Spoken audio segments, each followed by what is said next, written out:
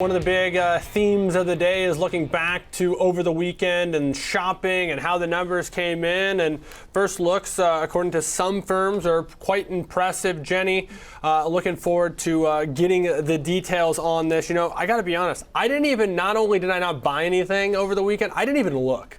You know, I didn't really buy anything either. I bought like the most boring like laundry detergent and cat food, not even realizing it was Black Friday. So that's, I guess, where I was at. I'm disappointing even myself here as far as retail goes. But the numbers from Black Friday were really impressive. So here to break down this for us, I'd like to welcome in Kevin Green, Senior Markets Correspondent for the network. So Kevin, preliminary data, obviously not including today, which is Cyber Monday, is looking really strong. Walk us through these figures.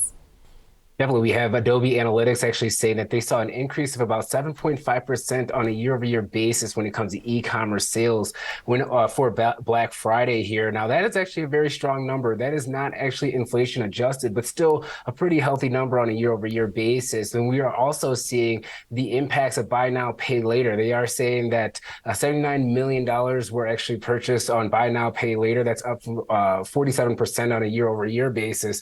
And Jenny, we can actually see that by Affirm was actually up about 15% about an hour and a half ago. It's still up about 9%, 9.5% as of right now. We're also seeing Shopify move to the upside today as well, up about 5% because they actually reported merchants on Black Friday actually had combined sales of about $4.1 billion. That would be around a 22% increase on a year-over-year basis. And they did say that sales peaked at $4.2 million per minute at 12:01 p.m. Eastern Standard Time on Black Friday. Once again, just a strong number, just to say the least here, but we are continuing to see this trend of e-commerce sales starting to increase at a faster rate than we are seeing when it comes to point of sale transactions across the board from some of these analytic companies. So I think that's a very interesting sign, to say the least. Now, some retailers are not faring as well today in the session when you're looking at the stocks, but a lot of these retailers that have online exposure, especially when you're looking at Amazon, once again, Shopify, Affirm, still looking fairly strong as we go into the latter half of this session.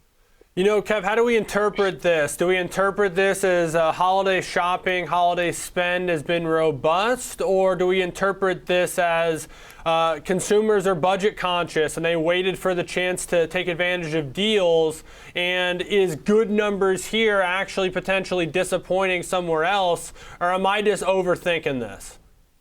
Alex, it's going to be very hard to see where this is actually going to pinpoint down when it comes to the holiday sales, because there can be there's a thought process that this may be a little bit of a pull forward type of an event. People are trying to shop right now as they have deals, and hopefully that could also alleviate some of the pocketbook spending, if you will, towards the latter half of this month. But we can also say that maybe the consumer is a lot stronger than the market does believe, and that's been a trend that we've seen over the last 6 months or so when we're looking at economic data. I'm not sure how much we're going to be able to see that strength as we get into Q1 and Q2 of next year. But we have seen the market really discount the fact that the consumer has been stretched because of high interest rates, and they're really confident that the consumer is going to be able to pull through, which is why we have this soft landing narrative. Yeah, and I think that's a really good point, Kevin. I think positive trends here into this holiday season, because I feel like all we've been talking about is this discounting we're seeing and these trends that are signaling some weakness. I think really encouraging that data thus far is at least pointing towards what has been positive. But we will leave it there. Really great breakdown, as always. Kevin Green, Senior Markets Correspondent here for the network.